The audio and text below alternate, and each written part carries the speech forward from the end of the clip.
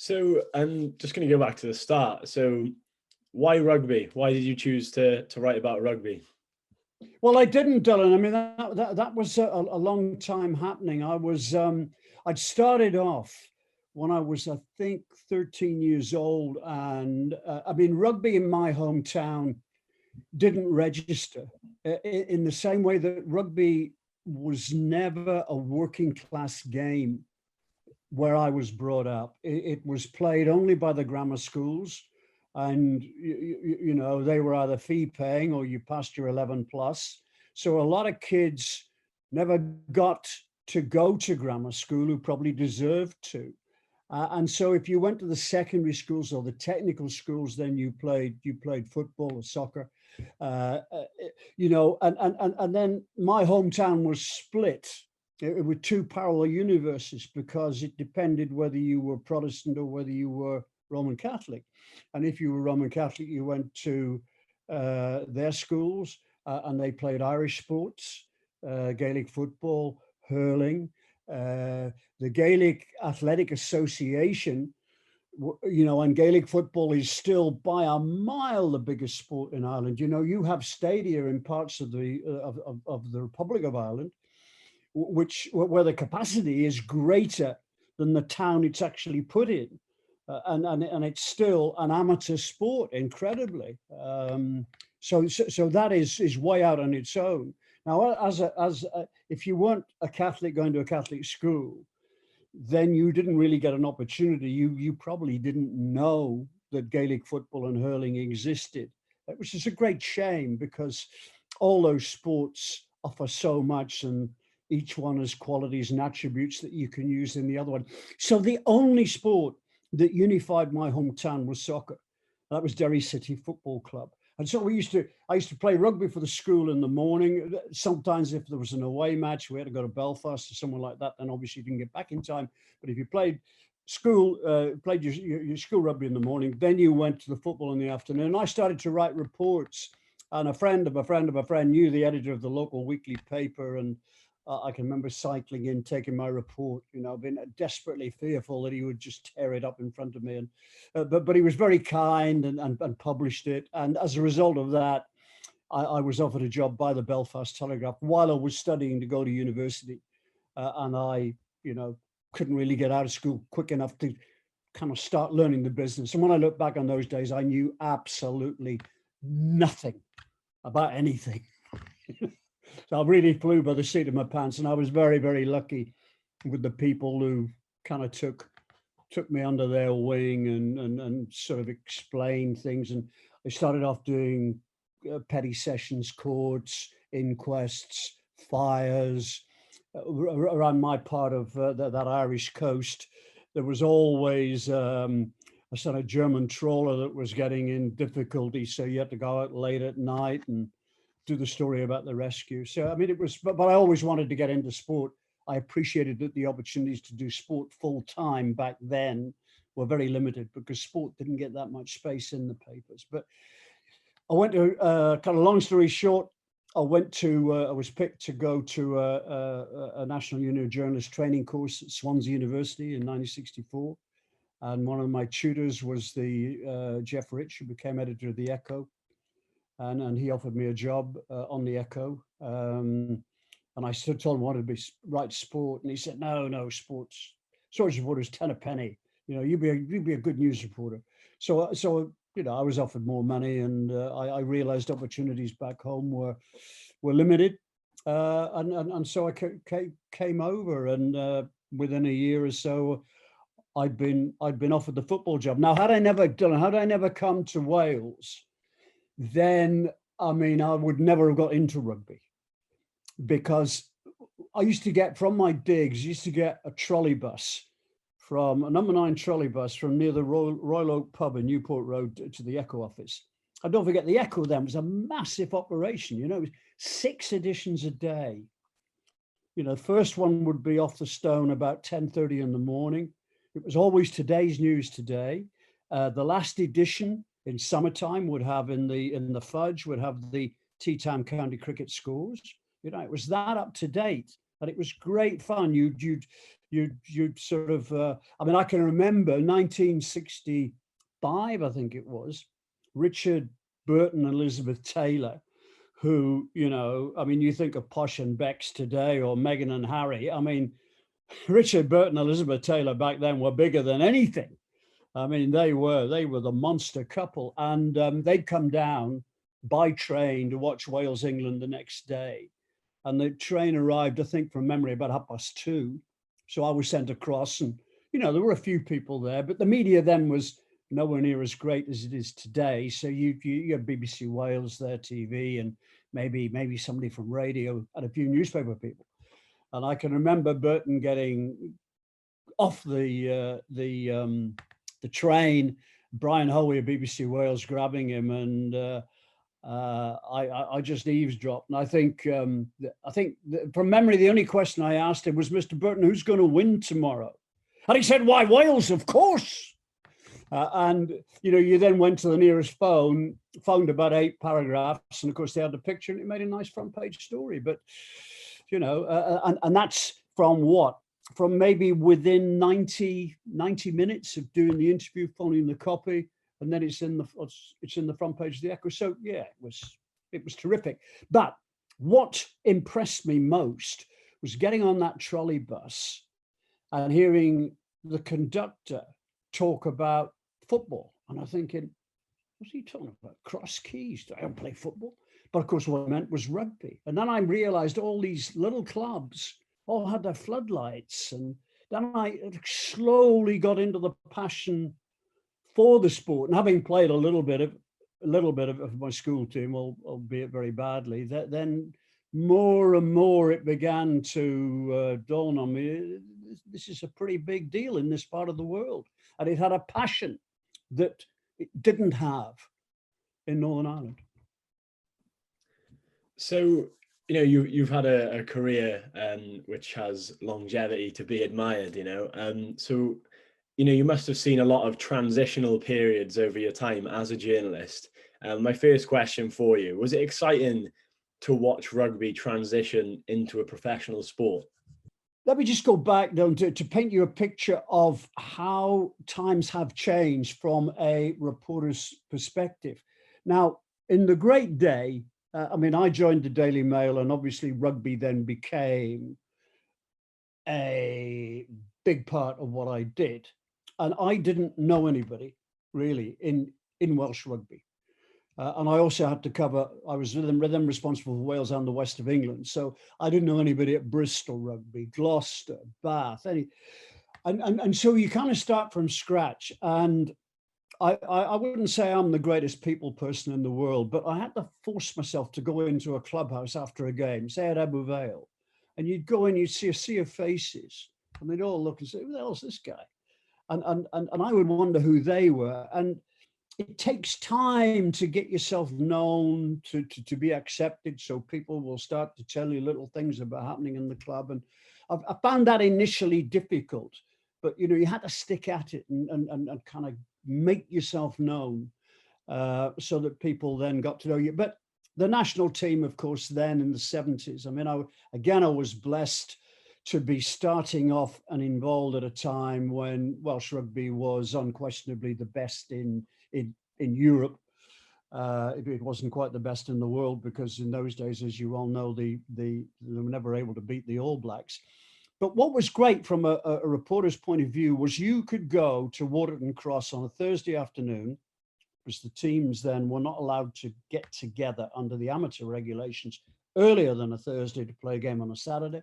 So you could go, watch the training, you got to know the players, and we were talking about some of the greatest players who ever walked the rugby planet. And you would go up to them afterwards, and you'd say, "Gareth or Phil or whoever, have you got a minute?" Yeah, sure. What do you want to? "Oh, look, I'm just going to have a cup of tea. Come in, and we'll have a cup of tea." And so they were always receptive, unless on the rare occasions that they'd taken offence over something you'd written, and I would have a couple of run-ins with Bobby Windsor, but it would all blow over. And so you had that rapport. Now, of course, you can't do that. And that's why I think journalism, sports journalism today, is that much more difficult, because you don't really get the access which enables you to strike a rapport with the players. I mean, back then, there were no mobile phones, but you had the home numbers of all the players. You obviously only used them when you thought it was essential, because you didn't want to bother them. But they all accepted it, and in many ways it was great. Now, what happened slowly was that the unions began round about early 80s. I remember the Welsh Rugby Union took sponsorship from Crown Paint. Schweppes got involved with the Welsh Cup, and they were interesting developments themselves, because it was the thin edge of the commercial wedge coming into the game. And the players eventually realized that the unions were taking more and more by way of sponsorship, but the sponsors, of course, wanted to be associated with a winning team. So the demands kind of filtered down then to the players, and they're thinking, well, hang on, everybody's making something out of this except us. And I was surprised that amateurism lasted as long as it did. I think it lasted in a sham form in some countries for some years, like South Africa, like France. And eventually rugby was again fortunate to have a visionary of the caliber of the late Vernon Pugh, who knew what was going on. I remember going to the summit meeting in Paris, August 95. The feeling was that once again, they'll fudge it, they won't grasp the nettle. It'll be, well, you can earn a bit here or there. But to our astonishment, they came out and they said, the game's gone open. And it took us, hang on, the game has gone open. So does this mean players can be paid? Well, yes. So, I mean, it was momentous, but at least Union had made an honest sport of itself in doing so. So, going to switch over to the Lions now. You've been pretty vocal about it on Twitter. So it's a pretty loaded question, to be fair, but what is your opinion? Should it be pushed back 4 years? Like there's reports coming out at the moment that it should be pushed back 4 years. Should it take place in the UK? Loaded question there for you, but can you tell me what your opinion is on the tour itself? Well, my view of the Lions, I do not subscribe, and I cannot get enthusiastic about the Lions touring Twickenham, Millennium, Aviva, Murrayfield. I was brought up to believe that what makes the Lions special is that they tour south of the equator. I can understand in these straitened times the game's desperate need for money. I appreciate that. I think that initially, and don't forget, this is South Africa's tour, and Lions tours for the Southern Hemisphere, they come around once every 12 years. And each of those countries makes an awful lot of money from it, and it helps keep their game going. So I think the South Africans, unless they're going to be pretty handsomely recompensed, will feel that they have lost out on this.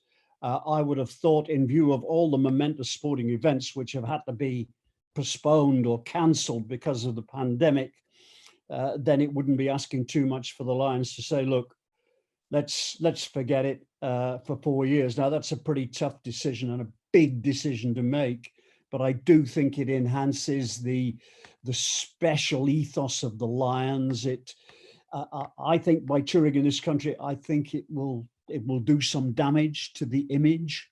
The whole essence of a Lions tour, you speak to the thousands of Welsh fans, because nobody supports a Lions tour like the Welsh. You take 35, 40,000 fans who will go, and at least 50% of those will be from Wales, probably more.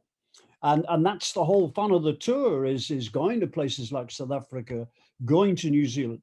But it also calls into question a wider issue. Is there room for the Lions as we knew it, or as we knew them, in the professional game today? Sid Miller, one of the great men of rugby, said to me about 30 odd years ago, he said, listen, rugby can either have a World Cup once every 4 years, or it can have a Lions tour once every 4 years. It cannot, he said, in my opinion, have both. Now, he said that to me around about 1990. And to accommodate both, the Lions it's emaciated. It's as Willie John McBride says, it's nothing like the tours that used to be. Now, there are obvious reasons for that. Players are professionals, they're contracted to their clubs, the clubs have businesses to run. So you don't want your prize asset disappearing for three months and getting himself beaten up the length and breadth of New Zealand and then coming back and saying, oh, I'm going to miss the first 6 weeks of the season. So, it has changed, but the missionary element of the Lions, from going to out of the way places, little places like Blenheim in New Zealand where, they wouldn't otherwise go, that doesn't happen anymore anyway. And the tours now are so short, you can't say to 35 or 40 players, right, every one of you lads is in with a fighting chance of making the test team, because that's just patently not true. Such a short tour, the head coach, in this case, Warren Gatland, will know, well, this is going to be, I've got 14 of my starting 15 here, just hope they all stay fit.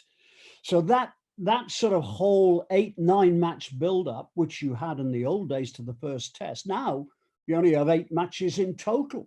3 of those are test matches. So the tour games really, they count for very little. So the Lions, in my humble opinion, are no longer the Lions that we were brought up to, no longer the Lions of legend. So I really do question, in view of that, whether there is a future for the Lions. And unless room is going to be made in the calendar for a proper Lions tour, then sadly and regrettably, and I've almost got to force myself to say it, I think the days of the Lions are numbered. So to finish off the questions totally here, we're going to finish off on the Six Nations. So as we all know, it's been a pretty unprecedented tournament, and no fans has just been a domino effect of just feeling out of sorts for the tournament in general. So heading into the penultimate game week this weekend, what have been your thoughts of the tournament in general?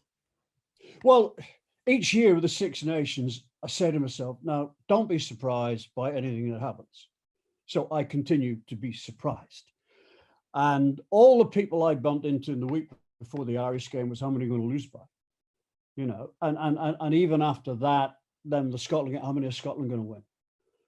So there was this pervasive mood of despondency, which was understandable in light of the performances during the, what do they call it, the Nations Cup. I couldn't remember when Wales lost to Scotland at Parc y Scarlets. I was racking my brains to try and find a performance as bad as that one from Wales, and I couldn't really think of one. And I've been a Wayne Pivac fan since, because of the Scarlets and the exhilarating way they played their rugby 3-4 years ago. And I thought, wow, this is something. And I thought the way they played, edge of the seat stuff, terrific to watch. And that, I think, was if you like rugby and you like it played that way, then it was streets ahead of what Wales were producing at that time. And all right, Wales had a winning knack, but it was I suppose the football analogy would be a bit like 1-0 to the Arsenal. It was based on a supreme level of fitness, a defensive organisation second to none, for which I give Sean Edwards credit, and the belief that we will always get a chance somewhere during the game to strike, and they were very good at that.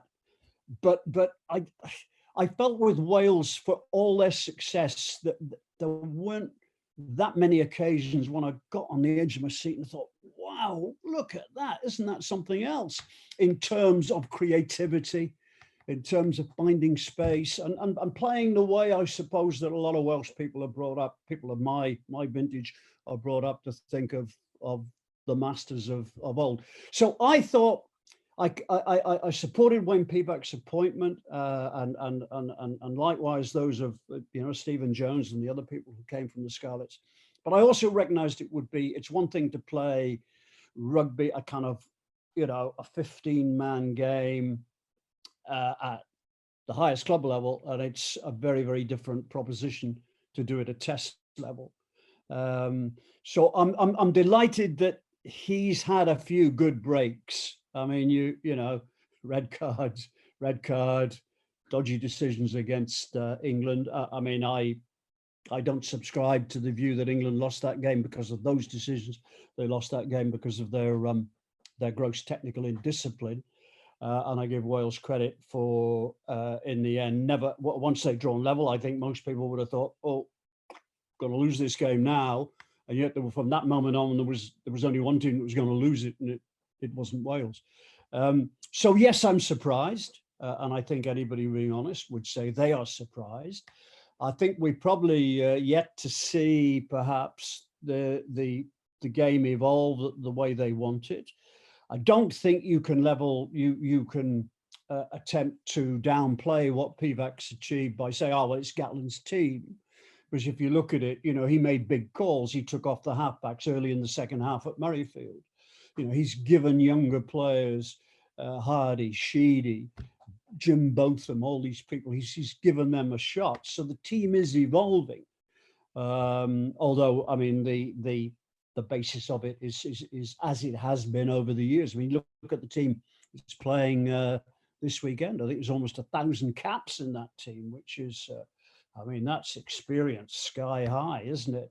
So yes, I mean, going to France to play for the Grand Slam. I mean, no disrespect to Italy, but when you lose 30 games on the trot and you lose by a distance, then can you imagine what kind of a steward's inquiry there would be if Wales don't win in Rome? It doesn't bear thinking about. People say, "Oh, you've been disrespectful to Italy." I said, "No, I'm not. I'm just being pragmatic. That you would expect Wales to get 5 points, and then it's a question of whether France can overhaul them. The bigger question is, can they win a Grand Slam in Paris? A another red card might help, but we shall see." Nice one. That just about rounds it off. Thank you very much, Peter.